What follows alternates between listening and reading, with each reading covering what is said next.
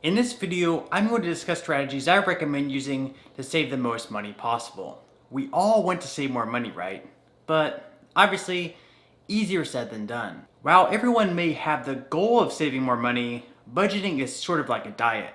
While it sounds great on paper to have a six-pack, going through the commitment of actually dieting for a long period of time isn't always the easiest.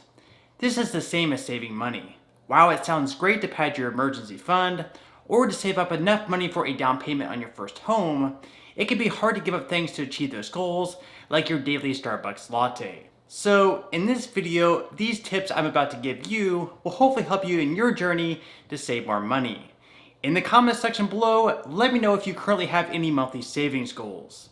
Okay, so the first thing you'll need to do is, yes, boring, but effective, creating a budget. So dust off those TI calculators, or, well, the calculator on your computer will do just fine. So the first step here will be to figure out how much you spend. This means you need to add up all of your expenses from your monthly mortgage or rent payments to your daily coffee. And, of course, your subscriptions. It really doesn't matter whether you track these expenses with an Excel spreadsheet or just the old-fashioned way, a pen and paper. Of course, you can use your monthly credit card and bank statements to make this much easier. It's incredibly important that you don't miss any expenses here. You will also want to categorize each expense, so if you spend $100 per month on gas, make sure to organize that as such. Also, while it certainly isn't required, you can also use a free budgeting app such as Mint to track these expenses. Once you have all of your main expenses tallied up, try to think of any other expenses that you may not have necessarily on a monthly basis, but perhaps every few months. This could be something like maintenance on your car. For these expenses, I would recommend finding out an estimate of what you pay each year and then dividing that amount by 12. This will give you a good estimate on how much you'll spend each and every month. As far as your other variable expenses go, or ones that can change from month to month, such as your electricity bill, I would do the same exact thing. So, tally up what you spent over the last year in electricity and divide that amount by 12. At this point, you should have a pretty good estimate on how much you spend from month to month. Keep in mind, there's no way to make this 100% accurate, but do the best that you can. From there, you'll be able to compare what you usually spend to your monthly income.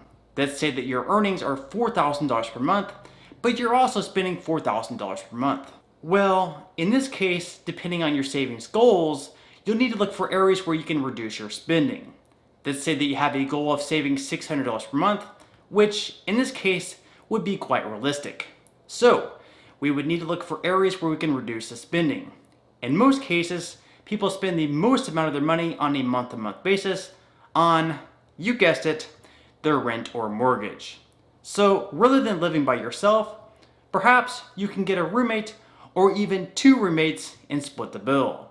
Instead of spending $1,200 on rent living by yourself, if you got a roommate, you could save $600. This would then, of course, get you to your savings goal. Other than that, if you're currently living in a more expensive apartment, you could always look to downsize to something smaller, or perhaps in an area with fewer amenities. By moving further away from the best area in town, you could save yourself hundreds of dollars each and every month. In addition to that, I would also recommend looking into subscription services. I actually used to work for a credit card company, and you wouldn't believe the amount of people I'd talked to that would have no idea they were still subscribed to a service or they were paying money to that company each and every month. So definitely look over your current subscription services and try to remove any of them that you're currently not using.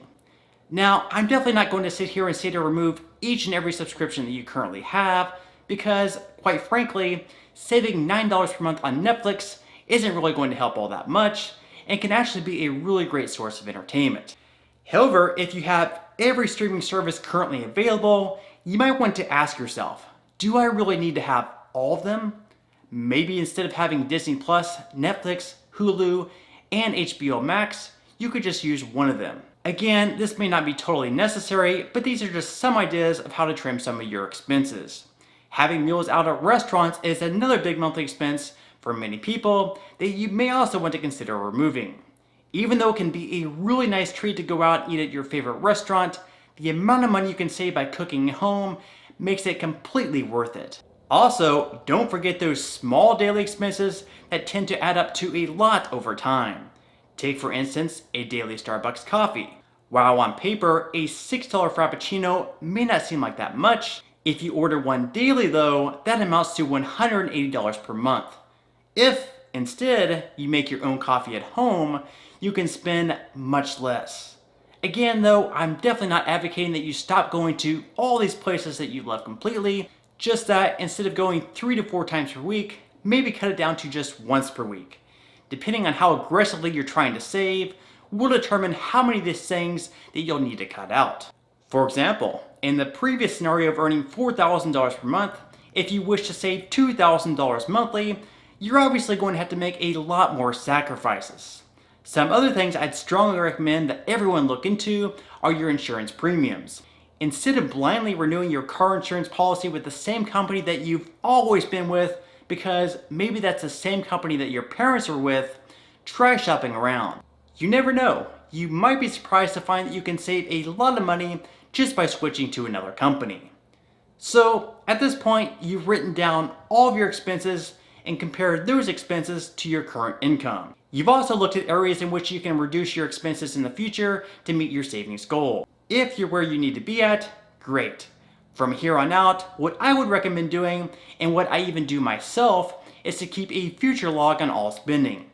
Keep yourself accountable in the months moving forward that you're actually reducing your spending.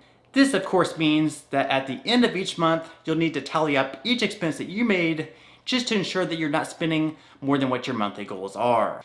In order to do this, I would also recommend overestimating on how much you think you'll spend. For example, if you usually spend around $100 per month in gas, write down $125 instead. This will ensure that even if you do slightly exceed your estimates, you'll still have just a little bit of room for error. Over the next 6 months, I challenge everyone to keep a monthly log of their spending and keep yourself accountable during the process. Even though this task may seem daunting at this point, believe me, it only gets easier with time. Finally, one other thing that I did want to mention is sometimes one of the best ways to save money is to actually earn more money. Because at a certain point, it's impossible to save much more without completely killing your lifestyle, so you may need to actually find a way to earn more income. This could mean asking for a raise at work, getting another job that pays better, or picking up a side hustle. If you can find a way to earn just $20 more per day through a side hustle, whether that's selling on eBay, driving for Uber, or whatever else, that's an extra $600 per month. Every little bit really adds up. So again, I do truly hope that this helps, and on that note, I'm gonna go ahead and wrap up this video. If you did enjoy the content of this video and you'd like to see more videos like it, please consider subscribing to our YouTube channel. Also, if you'd like to receive 2 free socks from Webull, valued up to $1,800 each, or 1 free sock from Robinhood, just for signing up and linking your bank account, please feel free to claim those free socks by clicking the link in the description box below. And finally, if you join Rakuten with my referral link in the description box below and spend at least $25, Rakuten will give you $25 cash back. This means you could buy a $25 item from one of your favorite stores, and Rakuten will give you $25 cash back just for making that purchase, which honestly is a really incredible deal. Okay, so until next time, I'll see you guys, and I hope you have a great day today.